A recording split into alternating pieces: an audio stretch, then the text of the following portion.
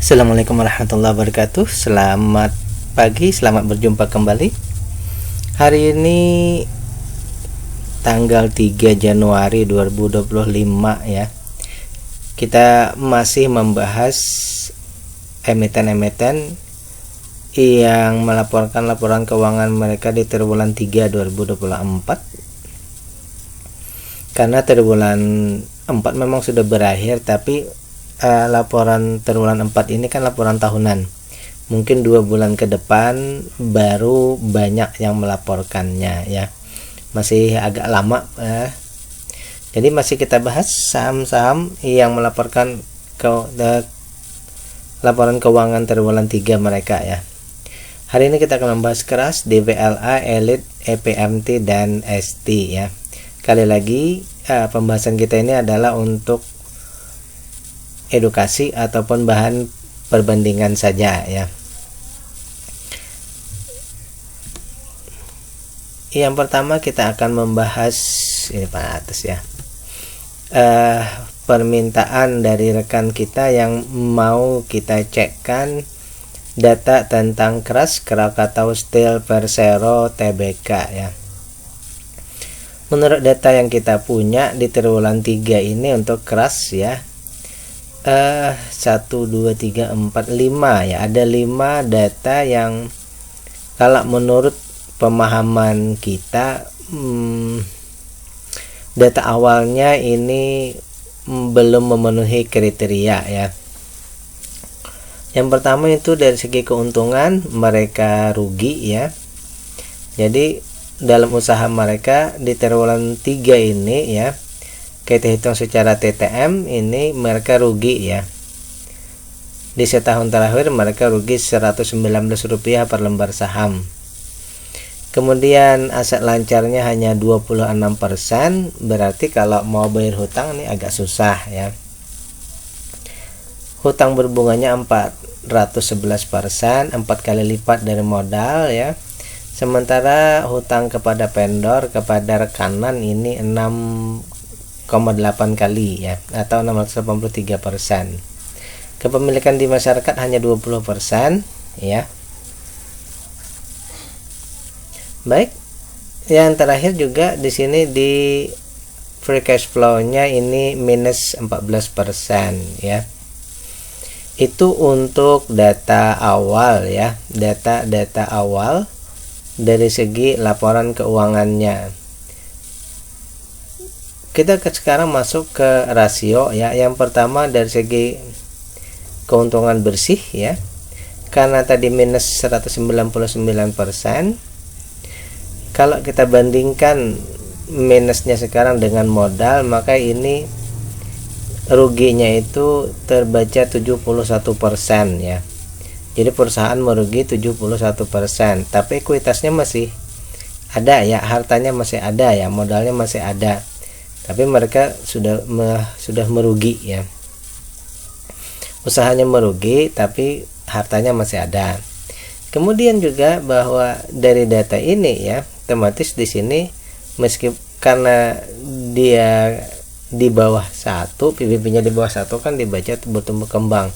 Tapi kalau minus itu berarti kita tidak bisa hitung ya. Valuasinya pun ini bukan murah ya. Karena ini hanya rumus, jadi tidak bisa kita bacakan.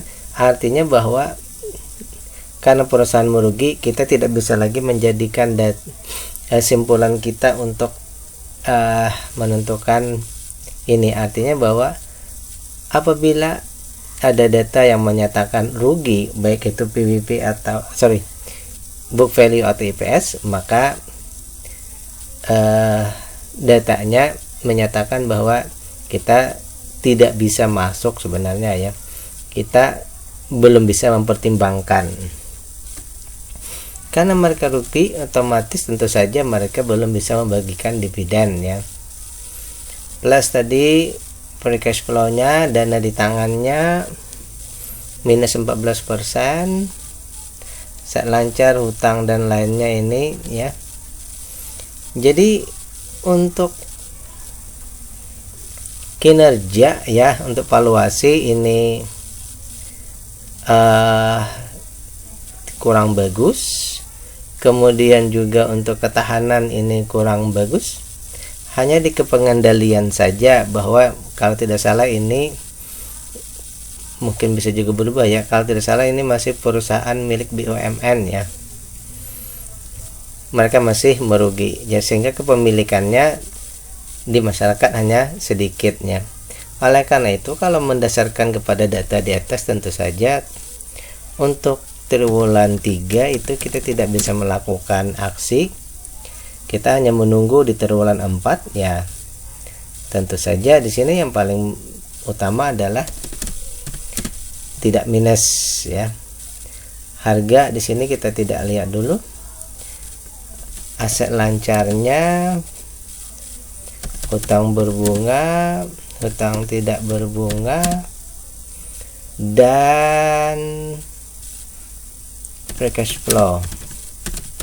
Banyak yang kita tunggu ya untuk perusahaan ini. IPS-nya membaik, current ratio-nya, DER-nya, dan pihak ketiga, dan free cash flow-nya supaya nanti membaik di triwulan berikutnya. Berikutnya di PLA dari Varia Laboratoria ya. Dari semua data yang kita dapat di sini, bahwa secara umum semuanya bagus ya. Hanya mungkin yang perlu diawaskan di sini bahwa kepemilikannya ya masih terlalu dekat dengan 7,5 ya. Dia di sekitar 7,8, tapi tidak masalah ya. Kita akan lihat per bidang dulu. Triwulan 1 untuk modal ada peningkatan, untuk keuntungan juga ada peningkatan, berarti di sini perusahaan ini ya, perusahaannya kinerjanya meningkat, namun harganya turun sedikit ya. Lancar meningkat, hutang tetap, jadi simpulannya kinerjanya meningkat, hanya di hutang tak berbunga saja ya, hutang kepada vendor saja yang agak menurun ya. Jadi simpulannya mix, tapi dia lebih ke meningkat ya. Selanjutnya rasio triwulan 1 ini untungnya 11%. Triwulan 2 ya. Triwulan 3 untungnya 13%.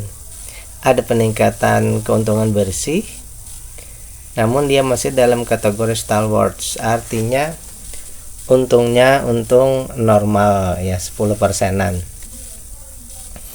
Untuk harga dibandingkan nilai buku, ini dia jatuhnya di PBV ya 1,2. Oke.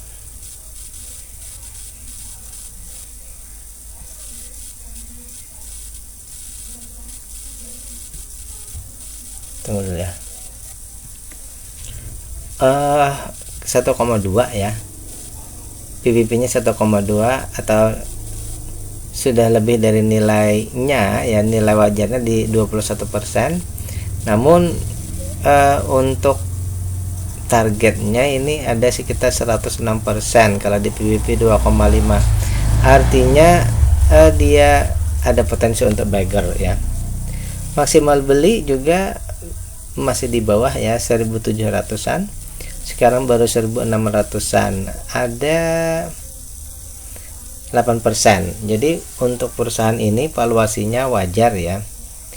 Valuasinya wajarnya kalau beli sekarang dapat diskon 8%. Potensi bagger itu ada.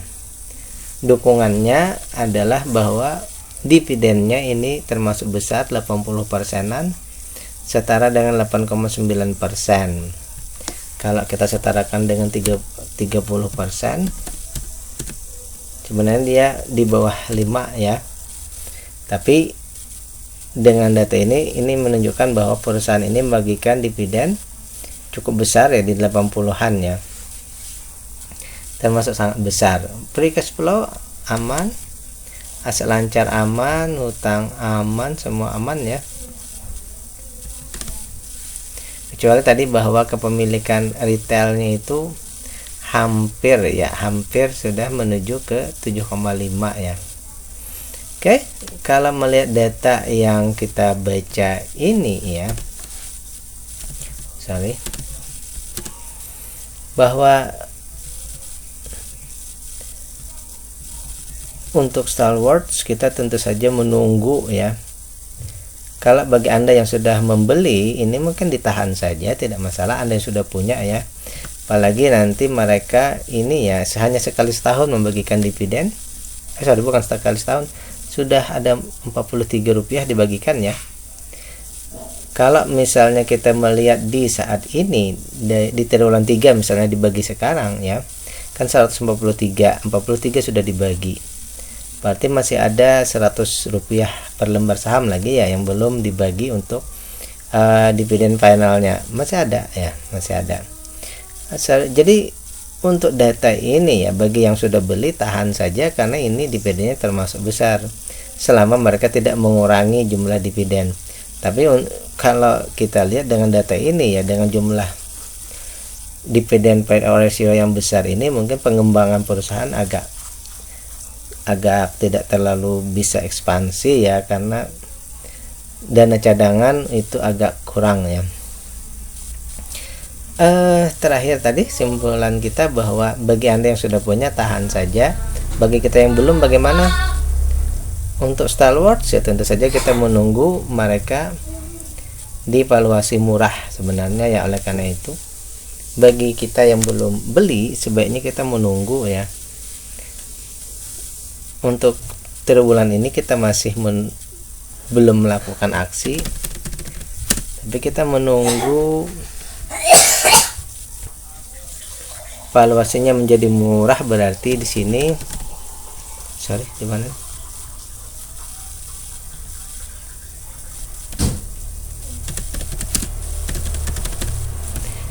Ini saja ya, kita menunggu nanti harganya agak lebih turun ya dari harga sekarang. Misalnya kita ke valuasi murah, berarti di 1.300-an ya.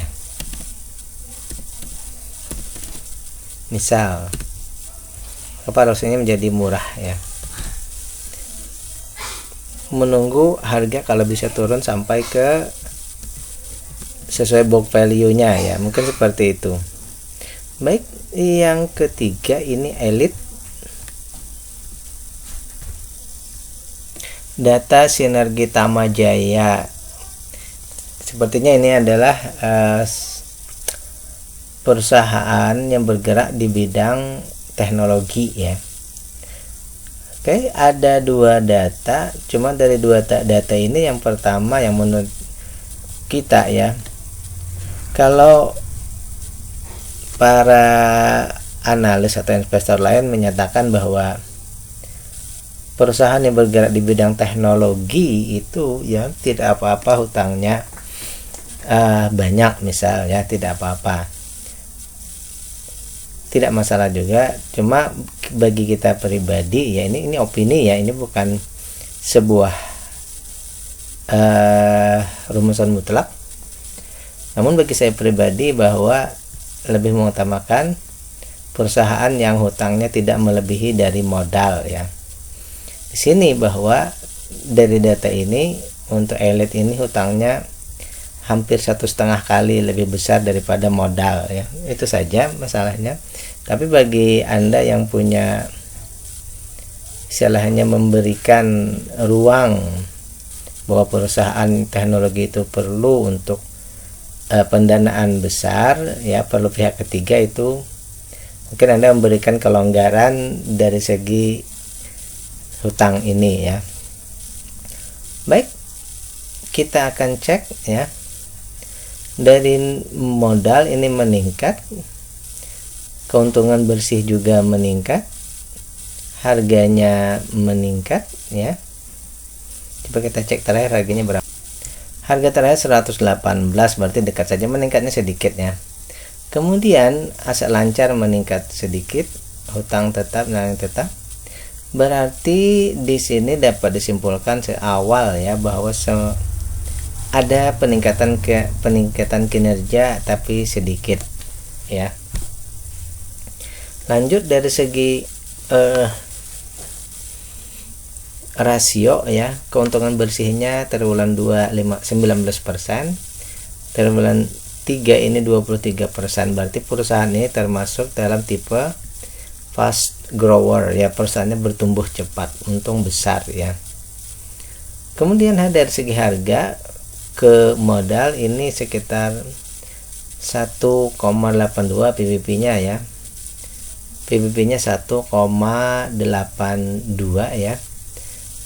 Tapi karena dia fast grower, nanti kita cek polanya yang berbeda ya.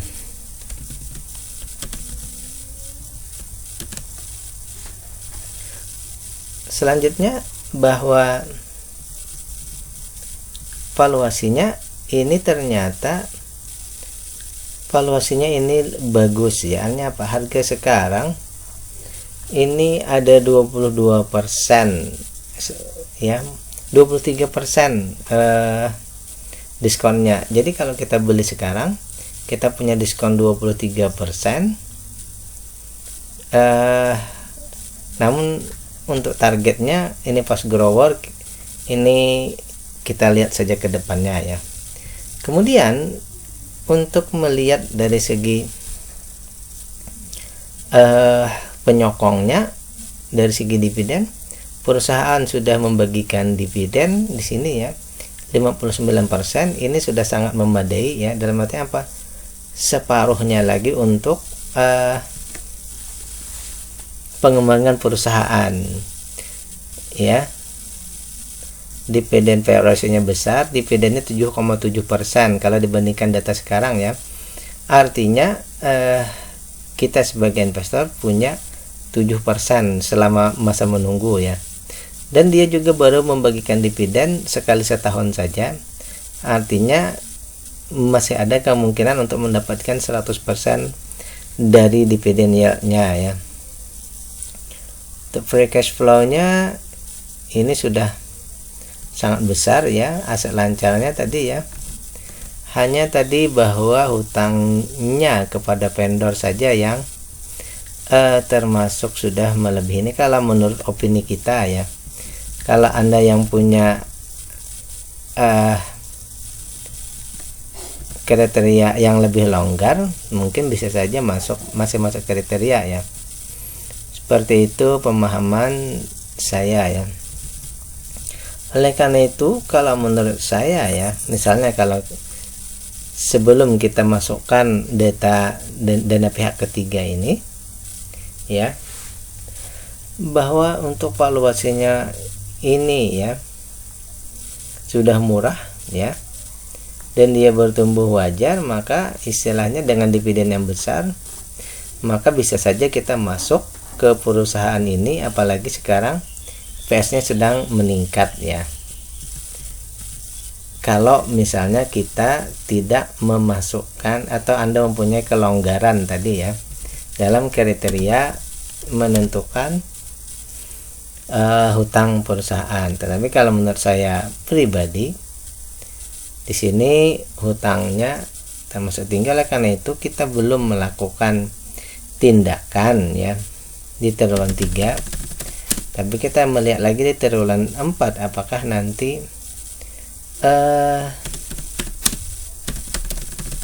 ini meningkat ya. Bukan meningkat, membaik sebenarnya ya. Kalau meningkat kan nanti malah memburuk ya. Jadi seperti itu ya pemahamannya.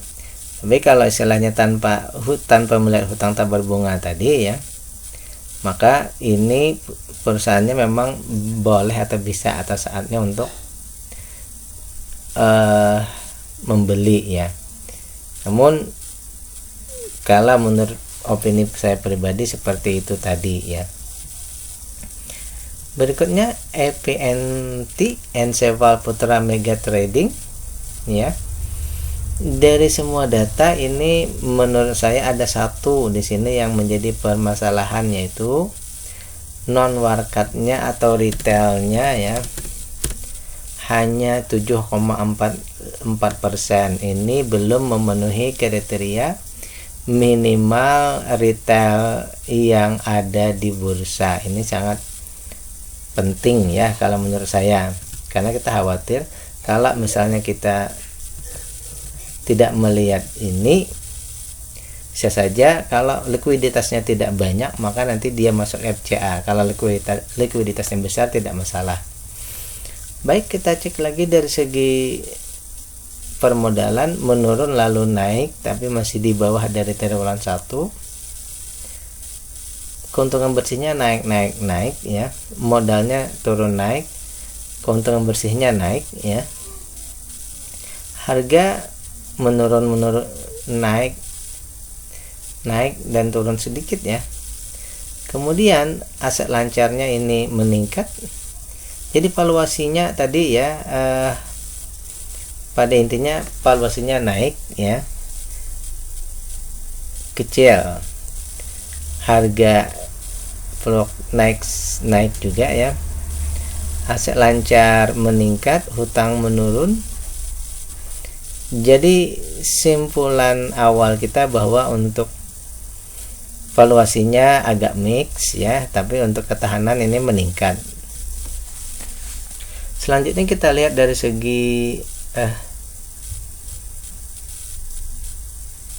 rasio triwulan 1 9%, triwulan 2 9,2 ya, 9,8 dan 9,9.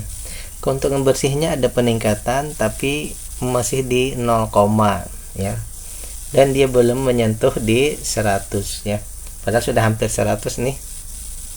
Kita anggap saja di sini ya,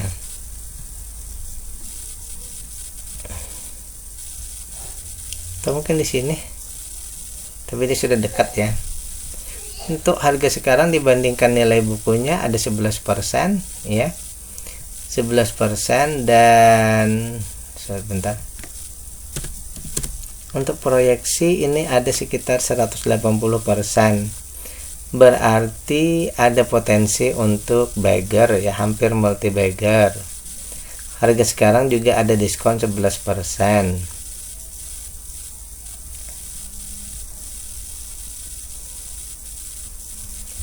Oke,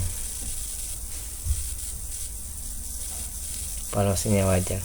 Jadi kalau beli sekarang kita dapat diskon 11%, namun ada potensi untuk mendapatkan hampir multi bagger.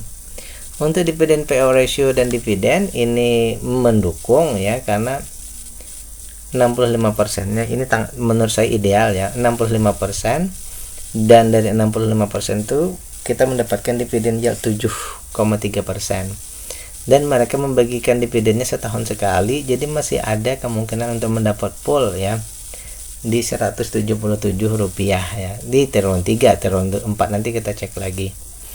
Untuk free cash flow sudah hampir aman saja ya, tidak masalah ya, sudah di 5%-an. Oke, kita kasih gini aja, udah aman. Selanjutnya tadi aman, hanya free floatnya tadi masalah kita ya. Oke, ini termasuk hal yang penting ya.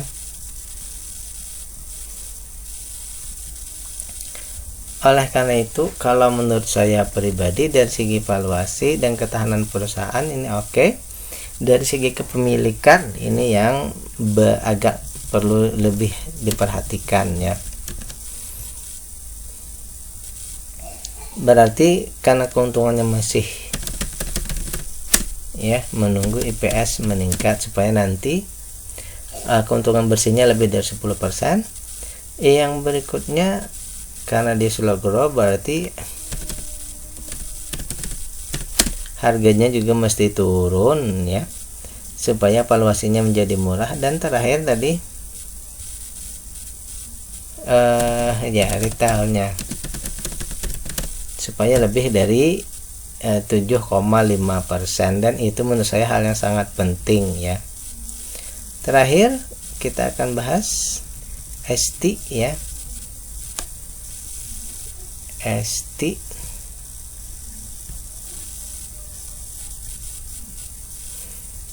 Evershine Tax TBK. Ini ada teksnya ya, teks ini berarti mungkin lebih ke tekstil ya. sektor industri yang sedang mengalami tekanan berat ini ya. Baik, untuk ST ini secara sepintas ada satu ya, keuntungan bersihnya ini di bawah Rp10 ya, di bawah Rp10. Yang kedua, ia juga dalam ekuitas dalam pemantauan ada notasi dari ini dari bursa efek ya. Jadi ini hal penting yang harus kita cek lagi. Pertama bahwa modalnya ada mengalami penurunan, keuntungan bersihnya juga menurun, berarti valuasinya turun ya. Harganya meningkat. Oh, di sini ya juga ya. Di sini berarti 2 ya. Harganya memang meningkat tapi masih di bawah dari Rp50. Yang ketiga, aset lancarnya meningkat sedikit. Ini hutang mulai menuju area yang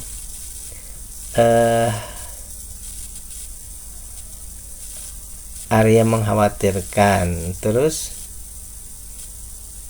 hutang kepada pihak berelasi juga meningkat ya. Oke, selain tidak ada lagi, tidak masalah. Berarti ada 4 ya, ada 4 yang tadi penglihatan saya 1, ternyata ada 4 ya. IPS nya harganya masih di bawah 50, hutangnya sudah hampir 100, dan hutang tak berbunganya ini hampir 2 kali lipat. Baik, kita sekarang masuk ke rasio-rasio. Yang pertama, keuntungan dari 7,9 jadi 6,6. Ada penurunan dan mereka juga di bawah 10%. Untuk harga dibandingkan nilai perusahaannya ini 66% ya. Oke.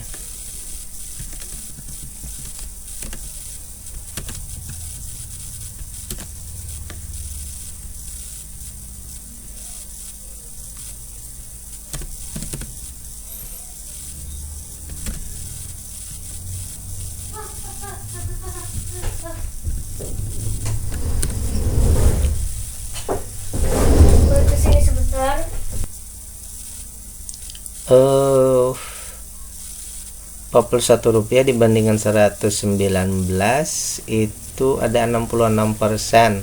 Harga sekarang menunjukkan nilai bukunya 66%. Kalau kita kejarkan target ke 2,5 ada 630%, berarti ada potensi untuk multi bagger, ada potensi ya. Untuk valuasi juga harga sekarang ini dibandingkan nilai maksimal belinya kita punya 49%. Jadi ini istilahnya ya, kalau kita beli sekarang kita punya diskon 49% dan ada potensi untuk multi bagger. Itu awal ya, belum lagi ada catatan lainnya ya, itu baru awal ya. Untuk pembandingnya, untuk konfirmatornya kita perlu dividen. Ternyata dividennya masih di bawah ya, hanya 10%, dan dari 10% itu kita dapatkan 1,9% saja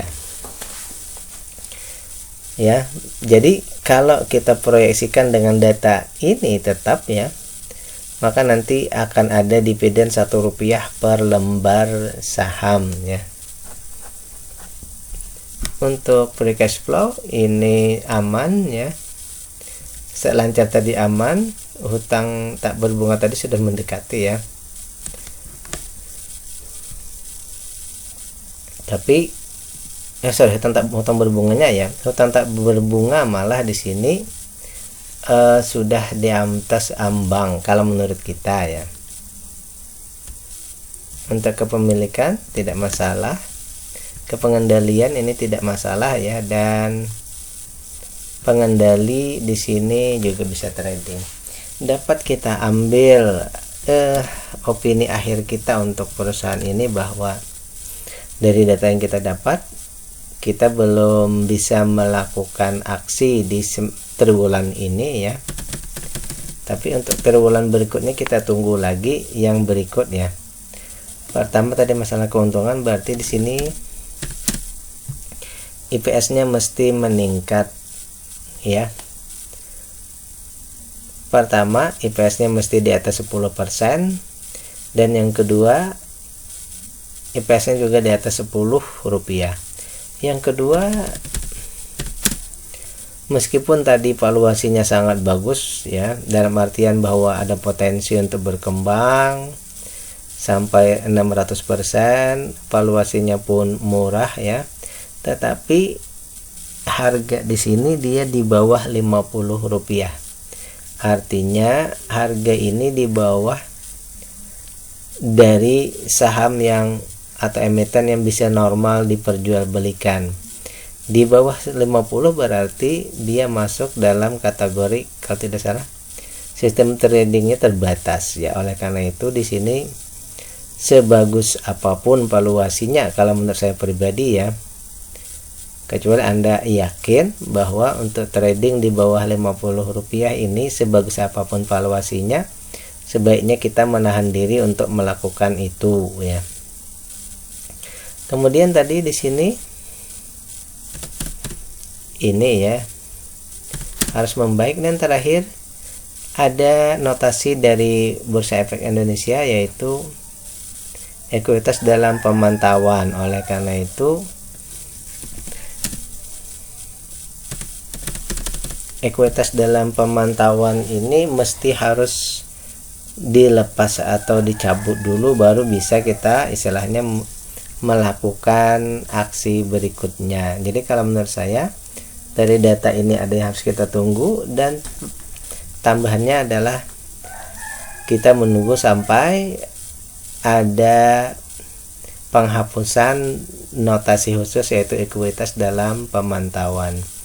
Baiklah, demikian pembahasan kita terhadap 5 saham kali ini, yaitu Kras, TBLA, Elite, dan EPMT serta ST. Ini adalah bahan pertimbangan tambahan, bukan perintah untuk melakukan aksi beli atau jual. Bila taufiq wal hidayah. Assalamualaikum warahmatullahi wabarakatuh.